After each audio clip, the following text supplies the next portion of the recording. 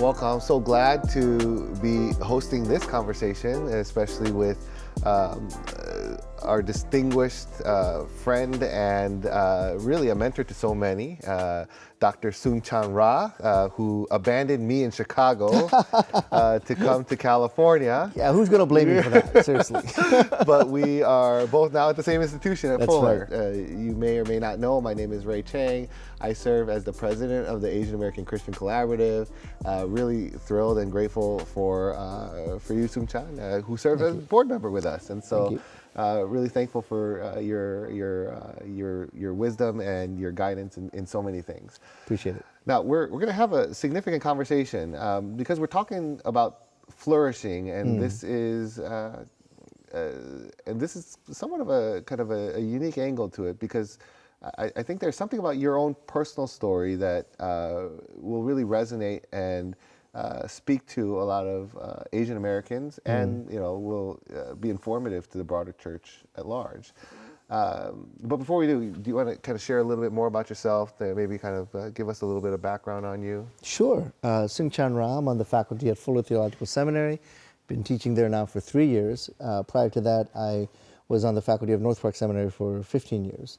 Prior to that, I was actually a pastor for about 17 years. So when I look back on my career, I would say half of my life I've spent in ministry on the ground as a pastor, as a university staff worker, as a youth pastor, as an interim pastor, church planter, and that the second half of my career over the last 17 plus years has been focusing on academics. So for me, the sweet spot has always been, how do I take the academic, intellectual scholarship that I'm really passionate about, but I really want to see that played out in the church. It shouldn't just be ideas that I put on paper, but it really should be, how does that actually become a part of the life of the church? How does it serve the people in the church? So for me, that's kind of been the both and piece that I've always kind of sought after. That's good. And tell us about your church experiences going, Yeah, actually, I've been thinking about this a lot because I've been thinking about larger church history. So my grandparents, my dad's parents, mom and dad, my grandparents, my paternal grandparents, were part of the revival in Pyongyang in the early part of the 20th century. So I have 2 master's degrees and 2 doctorate degrees in theology. I've done a lot of theological studies. I've done Way a lot to be a minor minority. Can't help it, I'm a Korean. I had to overachieve even in my degrees. So I've got 2 masters, 2 doctorates. That's about, 20 years of theological education that I've actually been a student. Not a single one of those classes that I took or topics that I studied in those education places talked about the Pyongyang revivals. Not a single one. This is Harvard, this is Duke, this is Gordon Conwell. You get the evangelical as well as kind of the Ivy League. None of them in any book I ever read in seminary, I had to go and find my own resources, talked about the Pyongyang revival. The Pyongyang revivals is on par with the Great Awakening, the Second Great Awakening, the Welsh revivals, of which those I read a lot about when I was in seminary. The Welsh revival was like, really, how big was this Welsh revival? Well, the Pyongyang revival probably was more influential than any of those, but we never read about it in seminary because, it's Korea. And Pyongyang currently is the capital of North Korea, but at one point it was the epicenter of both mission activity, but also the emergence of Korean pastors who were sparking this revival. It was an indigenous movement.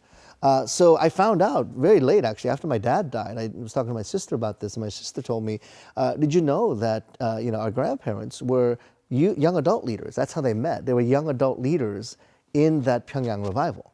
And then my dad was born in that context. So 3 generations, my grandparents were part of that story of God's move in Korea for the early stages of the revival in Korea. Now, as you know, that community has to move south during the Korean War. And many ended up in Seoul, especially after the division of the nation. And that community, many of whom experienced the Pyongyang revivals a generation earlier, was the heart and soul and the real people that helped to spark the second wave of that revival, which, as we know, post-Korean War meant the growth of the church in Korea. So that at some point in the 60s and 70s, the largest Pentecostal church is in Korea. Two of the largest Presbyterian churches, the largest Baptist church, the largest Methodist church. So you're seeing a generation later, this sparking of revival in Seoul. Again, many of them were kind of North Korean expats, Pyongyang expats who moved to Seoul. My parents were part of that time period, and they actually met at Seoul Baptist Church. So my dad converted from Presbyterian to Baptist, and at Seoul Baptist Church, my parents met. They were actually matched up by the young adult pastor in that church. And they were part of that kind of the groundswell of the growth of the churches in Seoul. And again, we're still seeing the effects of that. The pastor that matched him and was the young adult pastor moves to the United States. And he starts the very first Korean Baptist church in the U.S., the first Korean Southern Baptist church. It's in the D.C. area. There's a Presbyterian church, a Methodist church in New York, Presbyterian church on the West Coast, but the first Korean Southern Baptist church is in the D.C. area. It was started by Pastor An, who was my parents' young adult pastor. So when our family moved to the United States, we obviously end up going to this church in the D.C. area. And that was around the time in the 70s and 80s where there was a revival among the Korean immigrant churches. And you see, and I've documented this in some of my work, where 40% of the immigrant population, Korean immigrants, had converted to Christianity. And it went from about 30%, 40% church participation to 75% church participation. So it wasn't just transfer from Korea. These were active people who were becoming Christian as a result of coming to the U.S. They get involved in the immigrant church. So I saw that growing up. My sisters and I were beneficiaries of youth groups and college ministries and revival meetings and a lot of traveling chondosas and pastors and youth ministers who would travel around with bands and preach in front of these groups. And there was a pretty significant revival. So this revival is going on in all over the U.S. in these immigrant churches. And many of those who experienced this revival, like myself and my peers, we ended up going to seminary. So if I look at my story, it's like, you can say, oh, I became a Christian in the U.S. and, I was blessed by going to an evangelical school like Gordon Conwell. I was blessed by InterVarsity, these kind of Western American organizations. No, I can't ignore the history of my grandparents being part of this incredible national revival. My parents being part of the growth of the church in Seoul. My sisters and I of that generation, blessed by the 1.5 generation ministry, the burgeoning EM ministries, the youth revivals that were going on. My spiritual heritage is a both and. Yes, of course, I appreciated Billy Graham. Yes, of course, InterVarsity changed my life and shaped me as a pastor and as a Christian. Yes, of course, my denomination, the Evangelical Covenant Church, was influential. But I can't ignore the generations of Christian heritage that is also part of my story. That's really good, and that's really powerful. I mean, even my own story, my family is, I'm 7th and 8th generation Christian, so I'm an 8th generation, so which is very rare within the Korean community. And my great whatever grandparents were in Russia when they were converted, right? Wow. Because the gospel, which just wasn't a commonly kind of exposed or proclaimed thing within the Korean context. But one of the things I love about, being Korean is how Korea was one of the few nations that invited missionaries. Yes. And that we were so compelled by the social action of Christians in other countries that we thought, I wonder if this could be a benefit to our own country and our own people. Yes. And how that was such a significant shaping force where, even if you look through history and even through the migration and immigration realities, that there was much more openness among the Korean population to receive the gospel and to plant churches and so on and so forth. Now, most Asian Americans, I reckon, would probably not be able to articulate the type of heritage that you just kind of went through. Sure. Why do you think it's significant that you tap into that? What I found is that those who have a strong sense of how God created them in the image of God through their ethnicity, culture, race, those who have a good understanding of that actually do better in multi-ethnic churches. So the story I often tell, or the illustration I often use, is in America, we've had kind of three different ways of looking at multi-ethnic ministries. The first is what we call the melting pot. And the assumption was that America is a better nation if you melt away everybody's racial identity, right? And which we've never done. which has never happened before. In fact, one of my native friends would often says, "Quit trying to melt us Indians. We don't melt that well. We don't melt that easily." And so, there's something kind of disingenuous about talking about the melting pot. So it hasn't worked, and it doesn't work. So the second approach has been something called the salad bowl, right? Where you get all the different vegetables together. You got romaine lettuce, as well as cherry tomatoes, as well as jalapenos, and maybe even kimchi thrown into that salad bowl. Kimchi. Yes, amen to the kimchi. But what happens? You take all these beautiful vegetables, and you take the big vat of creamy ranch and just dump it all over the salad. And so the jalapeno tastes like creamy ranch. The kimchi tastes like creamy ranch. So you end up, everybody might look different, but taste the same. The third approach that I'm saying is, what about like the all-you-can-eat Las Vegas buffet, right? Where all the foods are authentic. The sushi is actually prepared by a Japanese chef, not by, the Korean guy down the street.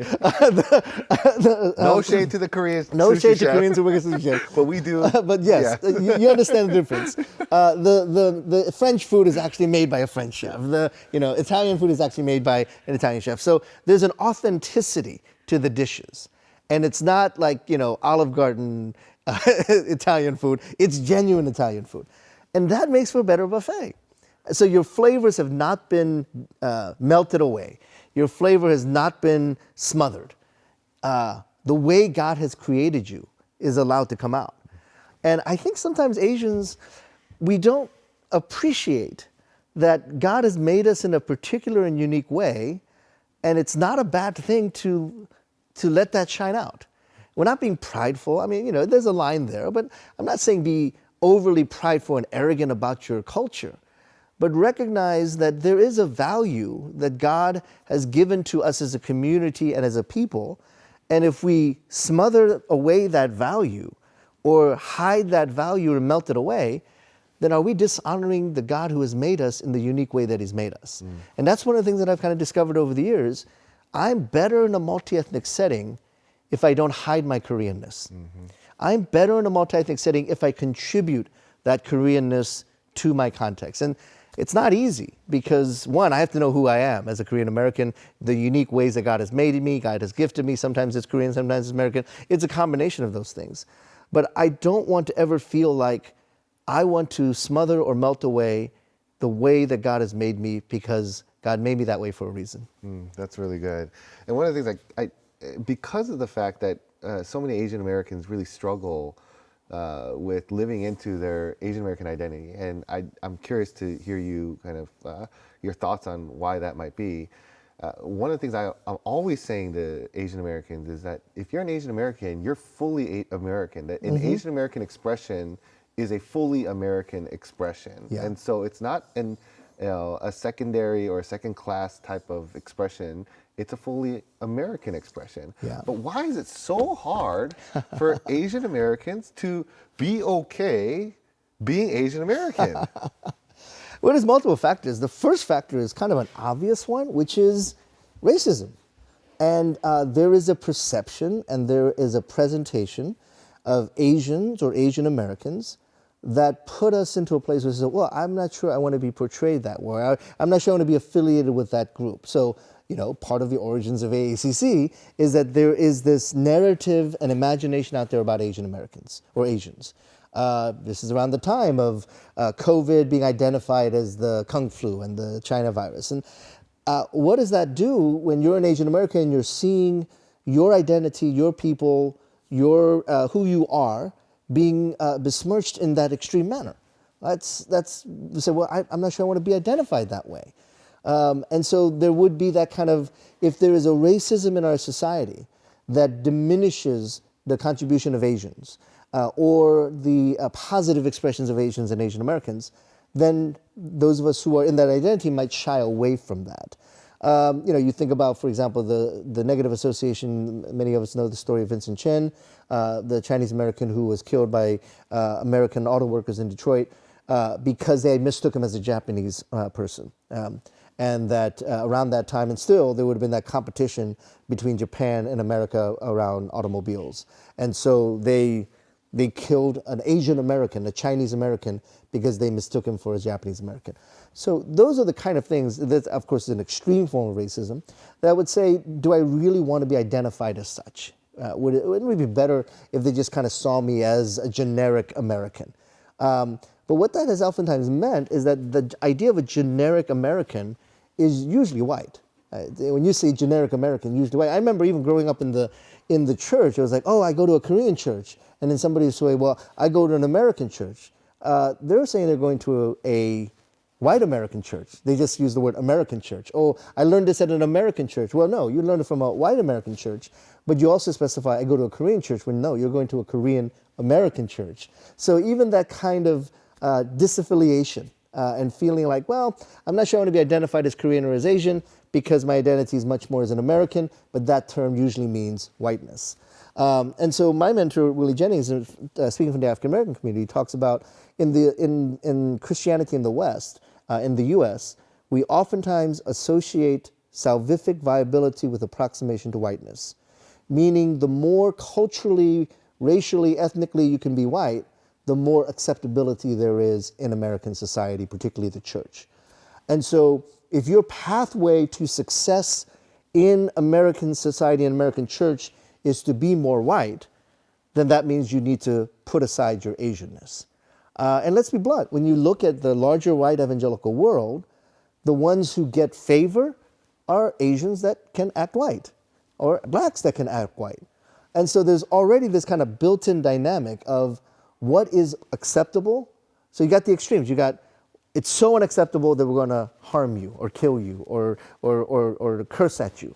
Or you can go the other way, which is to get acceptance, but in order to get acceptance, you lose your Asianness and you become an honorary white person.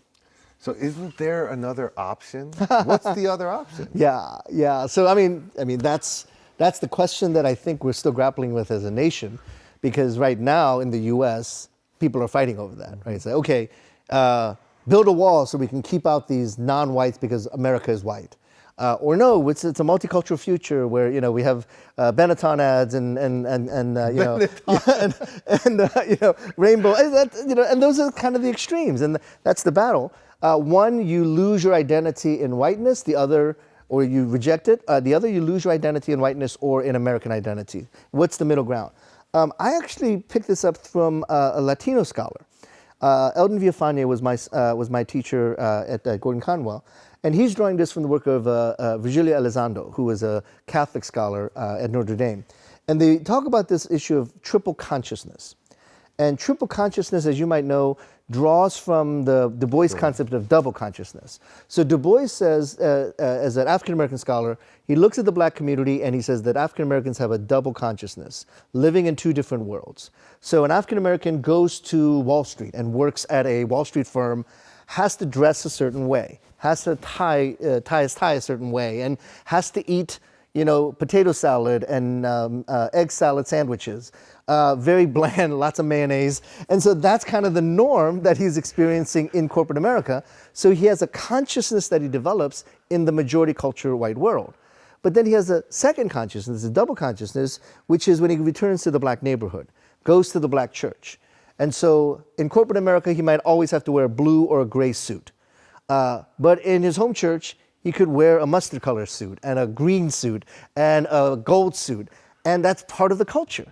And so he's code switching is another language for it, where one consciousness, he's trying to adapt to the majority white culture, but in another consciousness, he's trying to adapt to his home culture, the black community. Villafañe and Elizondo talk about a triple consciousness. There's a third identity, and that's specifically for those who are second generation Latinos. In the first generation Latino community, in the second generation Latino is going into majority culture, similar to the black community, working at white jobs, dressing white, speaking white, talking white, acting white. That's one consciousness. But the second consciousness is actually, he goes to his parents' church, or she goes to her parents' church, and they're speaking Spanish. The food is very specifically ethnic, Mexican food, Dominican food. And she or he feels at home, but not fully at home in either of those spaces. Where that person finds another comfort is the third consciousness of those who are second generation English-speaking Latinos. That community develops a third consciousness. Now, for Du Bois, that double consciousness idea was actually considered a burden, to have to code switch, to have to constantly explain yourself and explain your culture when you're in the majority white world. So that was seen as a burden. Elizondo and Villafañe actually says, actually, could triple consciousness be a blessing? Your capacity to move between these different cultural settings and feel at home in them in some form or another, but you have the capacity to code switch. And if you grew up in that, it becomes natural to you. And if the entire nation is like that, incredible diversity, and you already grew up in a context where you had to code switch in your Korean congregation, and then you went to your friend's white church and you code switched again, or you went to college and then you went to the Korean fellowship, you're code switching. You're learning how to do that, and it becomes a part of who you are, so that you have developed the capacity to do this with other cultures. That's the triple consciousness, kind of a third way to do this. I found this in my own life in that because I developed this young, I grew up with this, right? I go to a Korean church, I go to school, I go to my undergrad, I go to university, and then I go to a Korean church, and I'm code switching all the time. So that when I entered, especially my seminary years and in my college years, connection with the black church, I was like, I think I can figure out how to code switch here. And when I started connecting with the Latino communities and the Native communities in more recent years, I think I can figure out how to code switch here.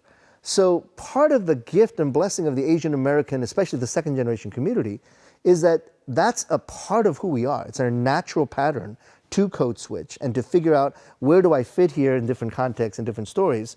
And that is all, again, seen as a burden sociologically, psychologically, but it's actually a gift, it's a blessing. And that's the third way, to say not, I'm going to shed my Asian identity, or I'm going to over-adapt my Asian identity.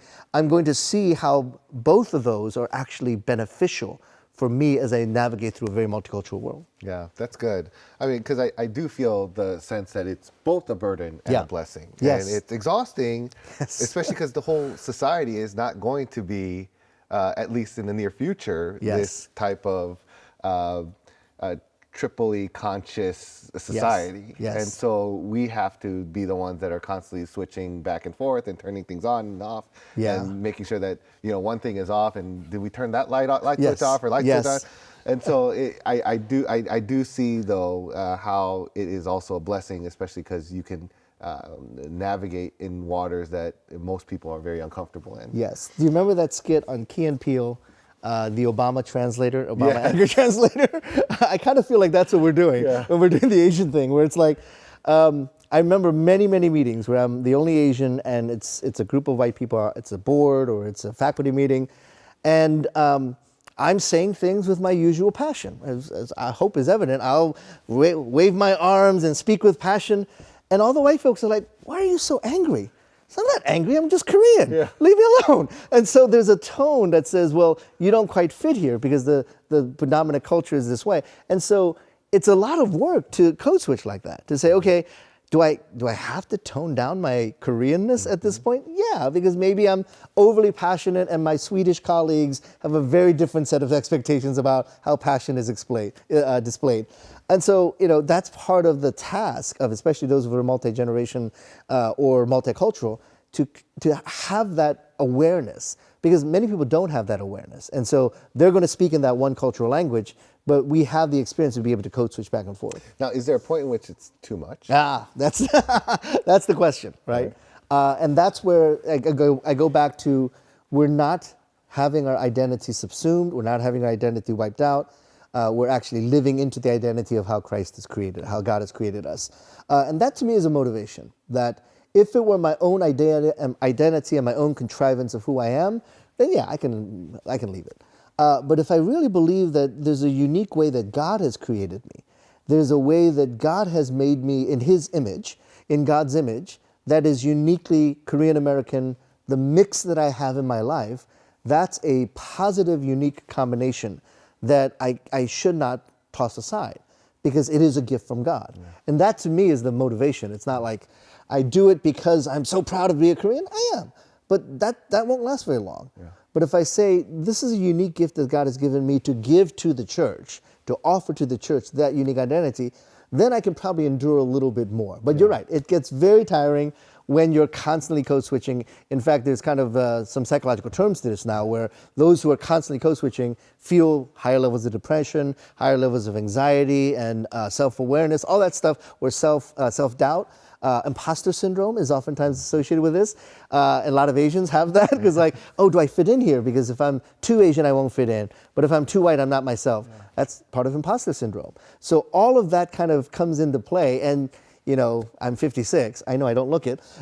Asian don't raisin. You know, black don't crack, but Asian don't raisin. So I'm 56 and I'm still dealing with imposter syndrome. Mm-hmm. I've got 4 graduate degrees and I'm still feeling like an imposter sometimes. Yeah. Harvard's not enough. No, Harvard's not enough. I'm a Korean. I got to get 300 degrees from Harvard apparently. So all of these things make me feel like, okay, am I really into my identity?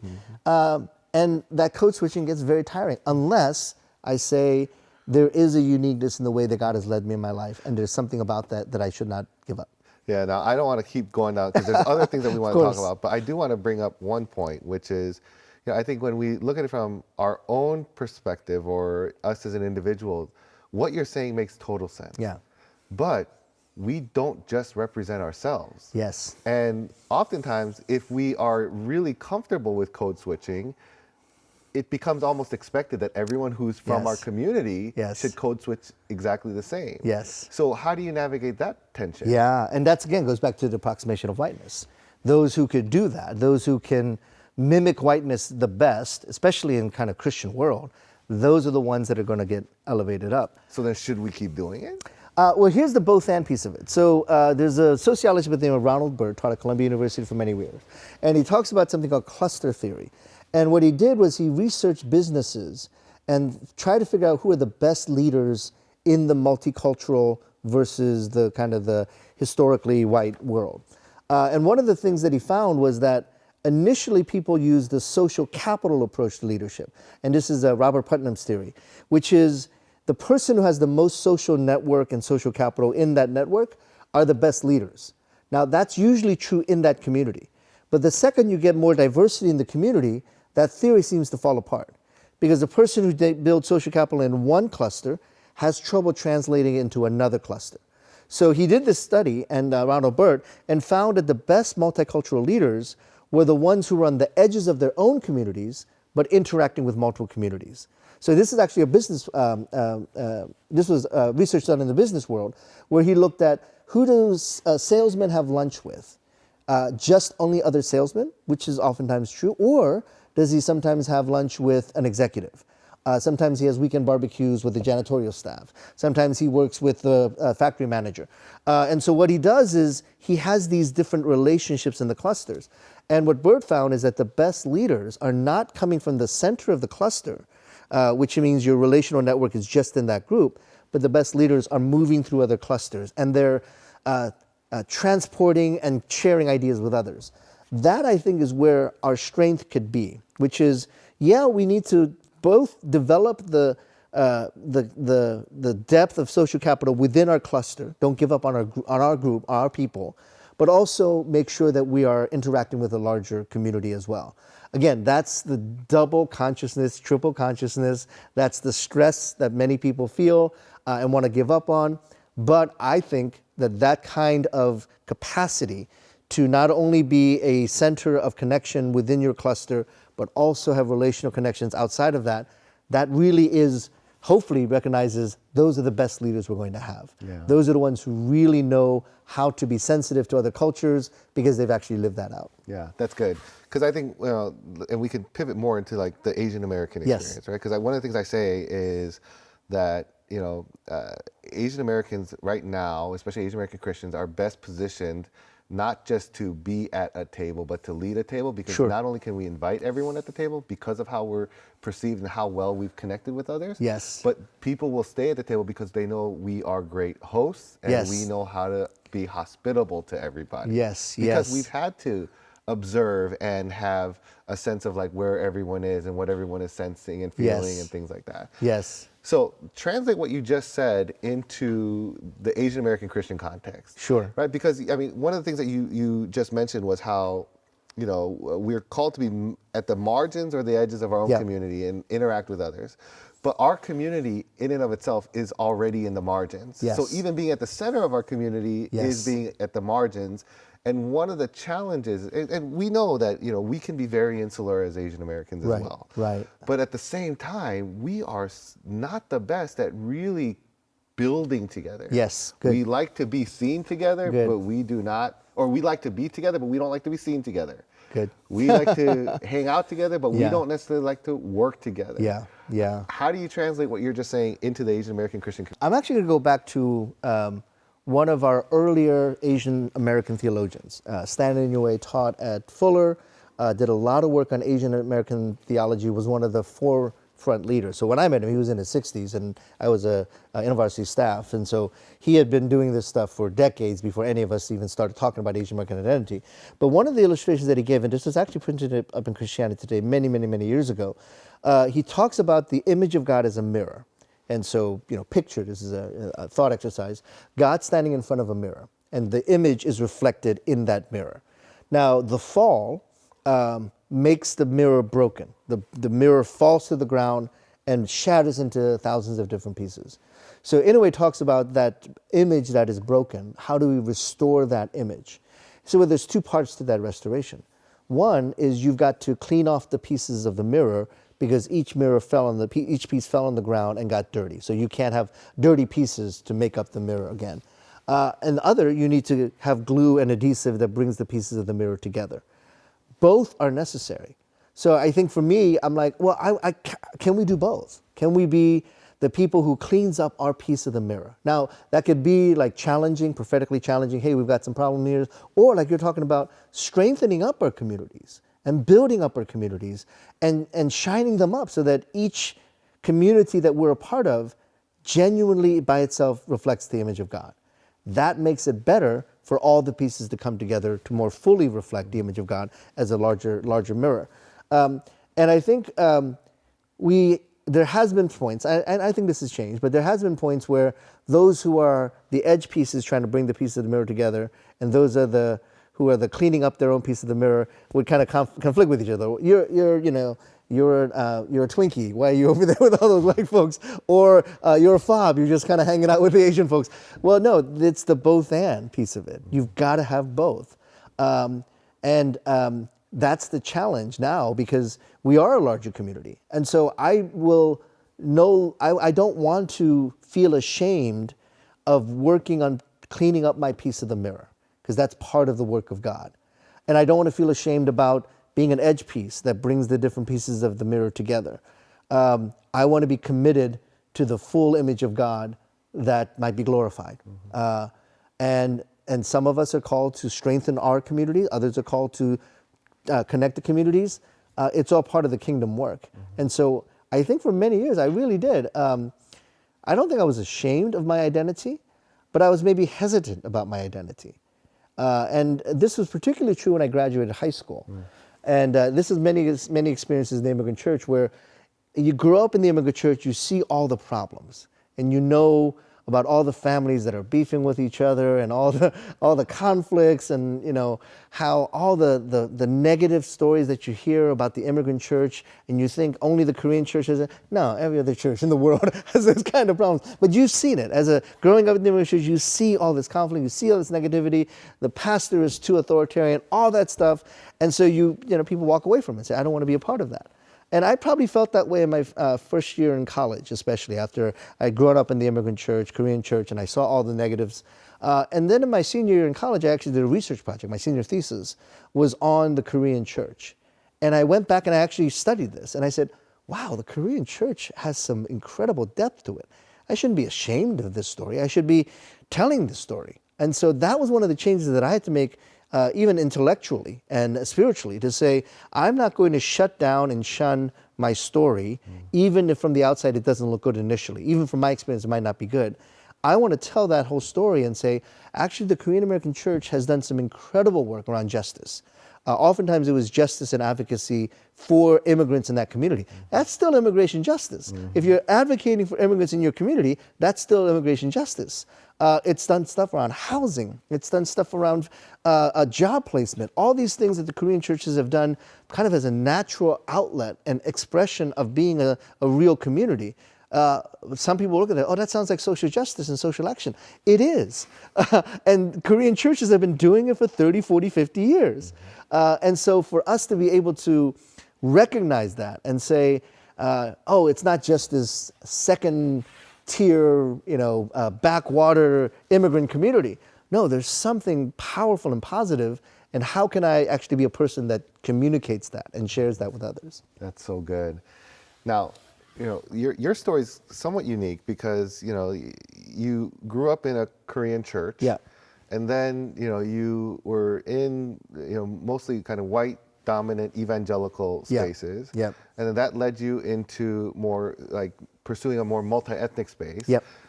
But it also seems like, in more recent years, you're pressing back into the Asian American space and not necessarily discarding all the other spaces, but there seems to be like a recovery or returning back. Is that true? Tell us about that. That's interesting. Yeah, I don't know if I would say recovering or returning, or maybe more externalizing that part of my story, right? So, I've always loved and respected my immigrant church upbringing. I had my problems with it, but at the end of the day, it was like, this is the way God led me to Christ. This is the way my discipleship was deepened, by being in the immigrant church. So I never left that part of my story. I talked many, many times. I told a story of my mom, who had essentially broken knees all of her life since her 60s onward, because she prayed so much. She knelt before God on the hard wooden floor, and her knees cracked open because she prayed so much. I would never, ever disavow that heritage in my life. And to say, yeah, that's actually fairly uniquely Korean. That's fairly uniquely Asian American, because she was an immigrant, struggling as a Korean immigrant, barely speaks the language, and out of that desperation, she turned to God on her knees in prayer. So why would I ever disavow that or say, that's not who I am? I hope that's who I am. I hope 15 years from now, my kids will say, Dad's broken knees with the reason why I stayed in the faith. Yeah, I hope that happens. And so I would never disavow that kind of spirituality that shaped me and who I am. And now I want to make sure that that is well represented. And that means, one, how can I teach the larger white evangelical community about these wonderful stories? So my current book right now that I'm working on is on African American evangelicals and their contribution to the larger evangelical movement, because those stories aren't told. And so part of my calling is to write those stories. In Next Evangelicalism, I did the same thing. Many Colors, I did a similar thing. In Unsettling Truths, I wrote with my Navajo writing partner. It was to talk about the Native American story. So I want to make sure that the stories that are not told, like my mom's story, like Mark Charles's story, the story of the Black church and Black evangelicals like Bill Pannell and Tom Skinner, those stories get told because the evangelical, especially the white evangelical movement, has to hear their stories. If they don't hear it, it's for their benefit. They need to hear these stories. But maybe the other side of that is, not only do I want to tell these stories to the majority culture churches, I want to continue strengthening the community that I come from, right? I don't want to feel like I ever abandoned that community, or that I took things out of that community and gave it to somebody else. And that's where I think maybe not quite a return, but an acknowledgement or understanding, not only do I need to lift up the stories of the immigrant church, the Asian American church, et cetera, but I also need to contribute and be a part of that community as well. As a seminary professor, I could do that by teaching future Asian American pastors. But also as a former pastor, how can I be contributing to the strength of Asian American churches by working with pastors? There's a lot of different venues. But so I don't think I left or came back. I would say that there are kind of different ways that I've engaged. And more I'm realizing one of the ways is not just telling the story, but being part of that story as well. Yeah, that's so good. Now, one of the things that we see, especially as Asian American Christians and Asian American Christian leaders, Yeah. especially those that somehow break through the glass ceiling of Yes. evangelicalia, Yeah, yeah, right? yeah. Not just evangelicalism, but whatever the evangelical kind of institutional realities are, Yeah. is that many Asian Americans, more than Black Christians, more than Latino Christians, try to carve out space or a enclave within the broader evangelical world. And little by little, what you find is many of their contributions or the subdivisions that they create, once they're gone, go with them. As I was with another Asian American leader a couple weeks ago, what we found is that there are so few kind of maybe broad-reaching national efforts among the Asian American Christian community that was built outside of maybe like white Christian spaces. Yeah, yeah. What do you make of that, and what do we do? I'm going to give more of an abstract answer, so Yes. my apologies up front. What I've been thinking through is some of the work that sociologists have done around how society changes, and I would say how do churches change, how do Christian movements change. Typically, we've seen the kind of first as and usually the great man, and then that's intentional, the language that I use there, the heroic individual. And that works to an extent, because you need an Abraham Lincoln to be that heroic person, right? You need a Peter Cha to be that kind of individual who's able to be the pioneer. And we have those in the Asian American community, the Ken Fongs and the Paul Tokunagas and the Jeanette Yeps, and especially in the varsity, I've seen so many kind of pioneers who were the first of. So it is important to have sometimes the individual that goes into it and says, I'm going to start something at Trinity. I'm going to start something at Fuller. We can't do without that. However, as we all know, that's inadequate because individuals come and go. They burn out, they leave, they retire, whatever. So we look to build systems and structures, right? We want to build a system, we want to build an institute, we want to build a structure or an institute or something that's going to outlive the individual that started it. So, we want to start an AACC, or we want to start some kind of organization, we want to start a Center for Asian Studies, et cetera. And those are good because they will last longer and they will provide some sort of support for a generation, maybe even more generations that could benefit from a system or a center or some kind of structure. But we also know that systems and structures can come and go. So I'm not saying that both aren't good. Both are good. We need individuals who are going to be heroic and be the ones at the front line, changing the world, offering up different ideas and different perspectives. We need to start systems and structures and centers and institutions that are going to make long-term institutional change.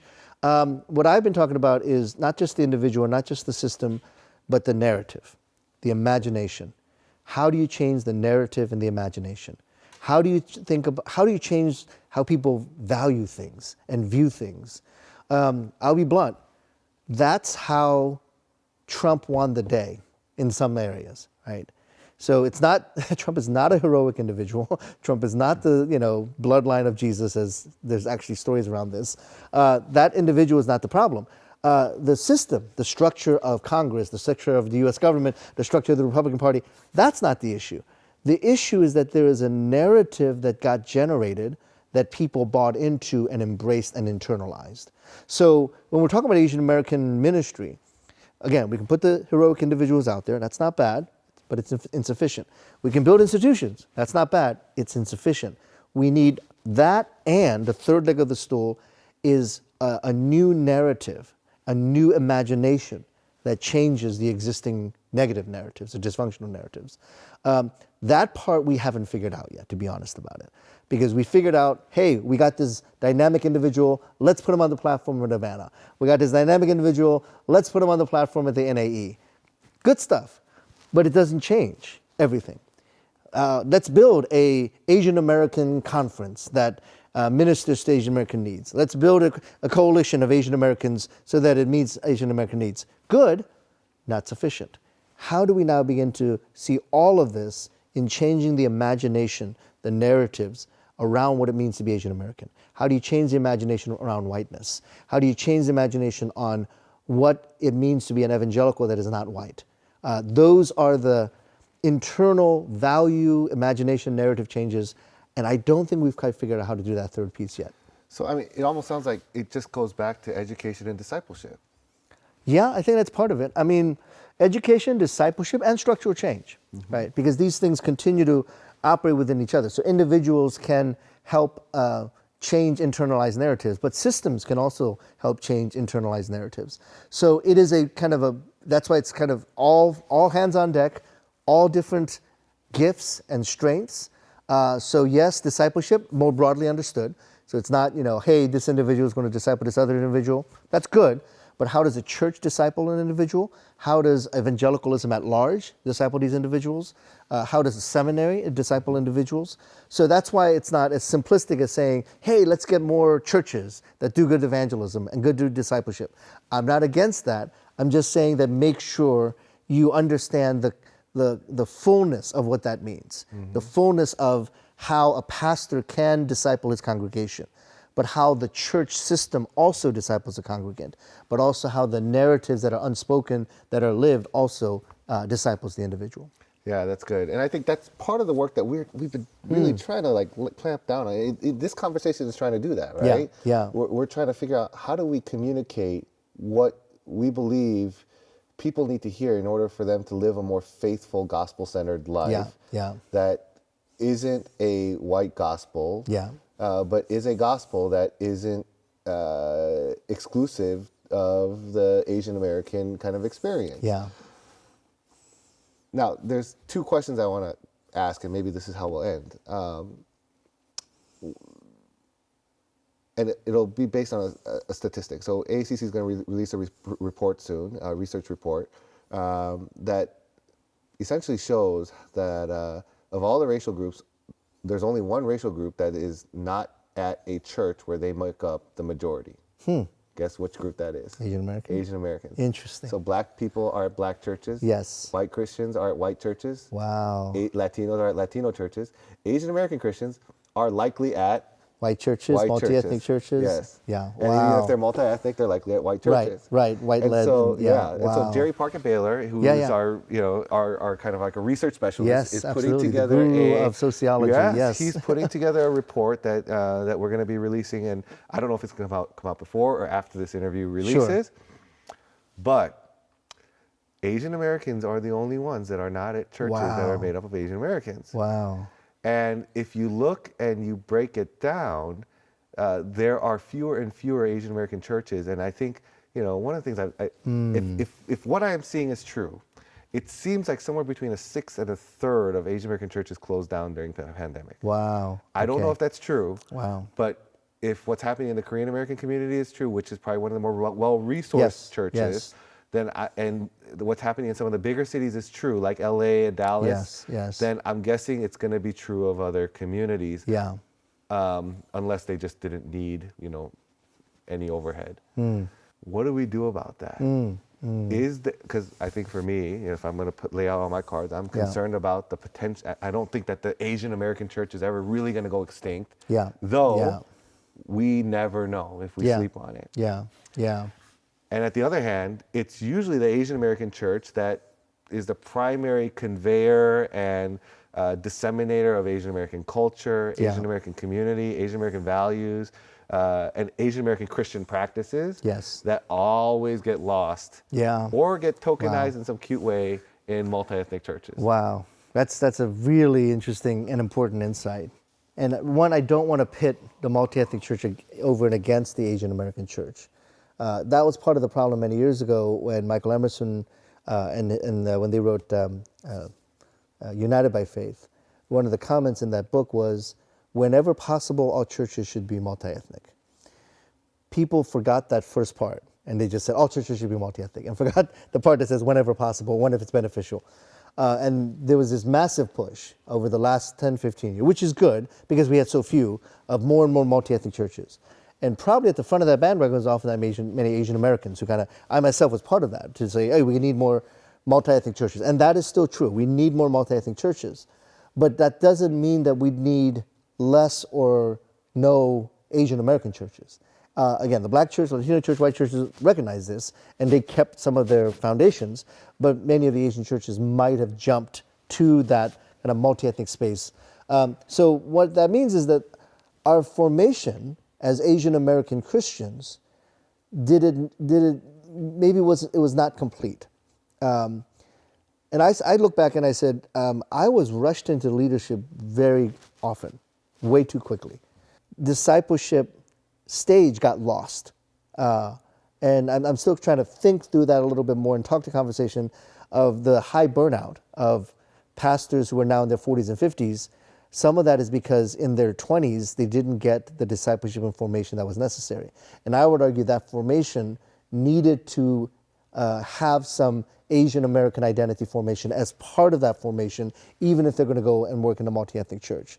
So I would lament that loss, that gap, because for a number of different reasons. We were pushed too quickly to it. We jumped to multi-ethnic before many of us were even ready for that. That gap is going to be harmful if we don't kind of work through that. So again, I never, even though my main area is multi-ethnic churches, I never said we should not have Asian American churches, Korean congregations, Vietnamese congregation. I actually would never say that on anything that I've ever said on an interview. I don't think I've ever said that. Because when possible, be multi-ethnic. But there's so much that has to go on ahead of time. So again, it goes back to, can we clean up our piece of the mirror and do that well, in addition to bringing the pieces of the mirror back together?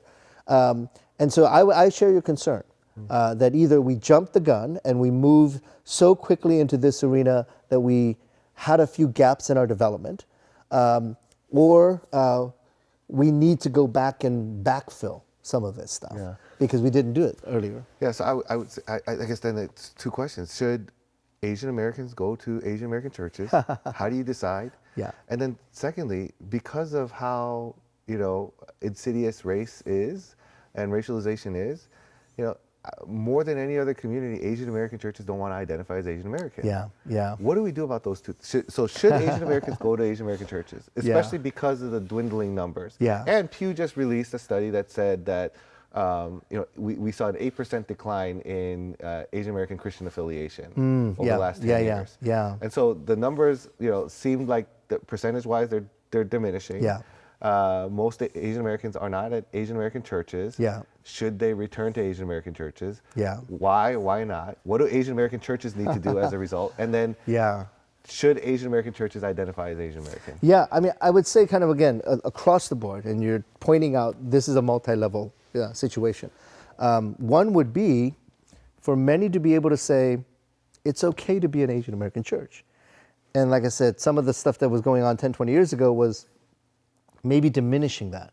The black church has such a long history that it was less of an effect on the black church about the multi-ethnic church.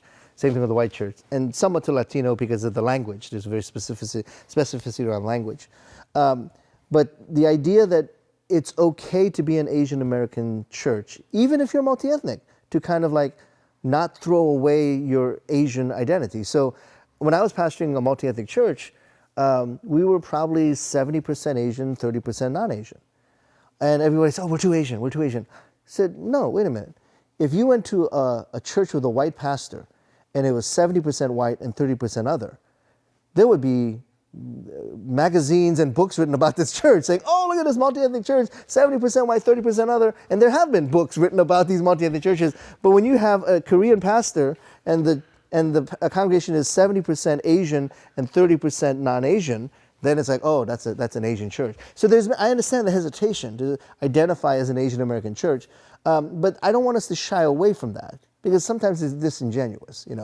I remember hearing about my daughter went away to college and she said, Dad, I was looking for this Korean fellowship, but it's not the Korean fellowship anymore. I said, let me guess, it's called Koinonia Fellowship. I said, yeah, how'd you know? Because every Korean church changed their name from Korean to Koinonia. Or if it was a Chinese church, they changed the name from Chinese to community. So you had, Cambridge Chinese Church became Cambridge Community Church, or Boston Korean Fellowship became Boston Koinonia Fellowship, which is redundant. But, so you had this kind of hiding of it. Come on, you can change the name, you can change the acronym. You're still a Korean church, you're still an Asian church, so just embrace it. So why do we do that more than other populations? I think it is some of that kind of sense of shame or, even a self-loathing sometimes, and there isn't that sense of healthy, like, imposter syndrome. It's like, you know what? It's okay to be Asian because that's the way God created you. It's okay to live into that Asian identity. It's okay for me to go to a meeting of all whites and act Korean, meaning I'm going to be louder than others in that room. That's okay. I'm going to be more passionate than that's okay. But because of our kind of, again, imposter syndrome or insecurity, there are times that we curtail our Asian identity. And so many of these Asian churches are going to not self-identify as such. But some of that's disingenuous. Some of that just needs to be, this is who God has brought, and this is the need that we have. So I think that's going to have to be a need.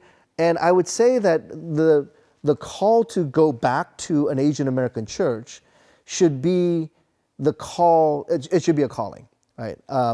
One thing I do know is that a number of Asian Americans who are having children in their teens and young years, they're returning back because they're realizing there's something about the immigrant experience / Asian experience that they want to make sure their kids have. And so that's one of the factors that we're seeing in many of our Korean second generation churches, for example, where they may have left and gone to a white church or majority culture church, but then 10 years later they come back because their kids are born and they're now in nursery and kindergarten and they need other friends, that are Korean and they want to see that. Mm-hmm. So that's not a bad reason. It really is an indication that they're at least thinking through that. Mm-hmm. Is it because it's just maybe more comfortable? That I would kind of contend with. It's easier for me to be at a Korean church versus no, I'm called to be at this church because there's something that I can bring that maybe I can't contribute in other places. Mm. So I mean, joining a church is pretty significant. And making a choice of whether I go to a Korean church, an Asian church, a multi-ethnic church, or in my experience, my experience in the Black church, those were extraordinarily formative. It shaped who I am, and I had to be called there because it really is to this day. It shaped who I am. So I think it's a good thing to put that into the equation to say, if my family, my kids, can really experience the fullness of their identity by being in an Asian American church, by all means, that's the place to go. Now, the difference, of course, is the Asian American generality versus the national specificity. So you're going to go back to the Asian American church, which could be very, very different than, but are you going back to the Korean EM, which is very, very different from the Asian American church. So again, those are things that you to think through, but is it a calling? Is it something that God has called me to be a part of? Yeah, that's so good. And it's good for people to wrestle with it. Yeah. Like, I don't even know if people are wrestling with it, Yeah. right? Well, I mean, this whole conversation is about flourishing, especially as Asian American Christians. And a lot of what we talked about was around race and identity. Mm-hmm. One of the things that we see, Jesus promised is an abundant and full life in John 10:10. What's one word you'd leave, those who might be listening in on this conversation with, especially if they're Asian American, not really across the spectrum? Sure. What's one thing you would like to leave? I'm gonna cheat by offering two words that mean the same thing, but on the flip side of it. I would say perseverance / stubbornness, or in Korean, 고집. The kind of stubbornness that says, I am going to pursue Jesus. I'm going to pursue the kingdom of God like a treasure, a pearl of great value. I'm going to persevere in that pursuit. I'm going to be stubborn about that pursuit. And I think, as I've seen and we've seen, pastors who've grown exhausted by the race, and I don't blame them. I know what they've gone through. Church folks who've grown tired and they don't know where to go. I would say it is okay at times to say, maybe I'm not called for this anymore, maybe I'm in a different life stage, or maybe I need to be at a different place. I understand that, totally understand that. I've gone through that myself. But the perseverance of pursuing the kingdom of God, the perseverance and the stubbornness of pursuing Christ, the treasure of great value, that should never be compromised. Now, I think there are times when that might be in a multi-ethnic church, that might be in the Korean-specific church, immigrant church, That is not the issue here. The issue is, are you committed to follow Jesus? Are you committed to find the pearl of great value? And I think that kind of pursuit, that kind of heart desire, I don't know if God's ever turned that down. And can that kind of heart's desire calling be directed towards the Asian American church rather than categorically rejected and say that's not an option? Can it actually be left as an option to say part of my flourishing, part of my pursuit of the kingdom can actually take place in an Asian American church context? I hope that opportunity and that door gets opened wider. That's good. Well, thank you so much for this conversation. My pleasure. Yeah, this has been another wonderful discussion. Thanks for tuning in. If you found this helpful, we encourage you to share it with someone who might be encouraged or challenged by it. If you're interested and you've been blessed by this, there are other resources at the Asian American Christian Collaborative. So you can go on www.asianamericanchristiancollaborative.com or aachristcollab.com. Check out all of the resources that are available. We have tons of videos and content that are up, and including many collaborations that we've done. Follow us on social media at AAChristCollab.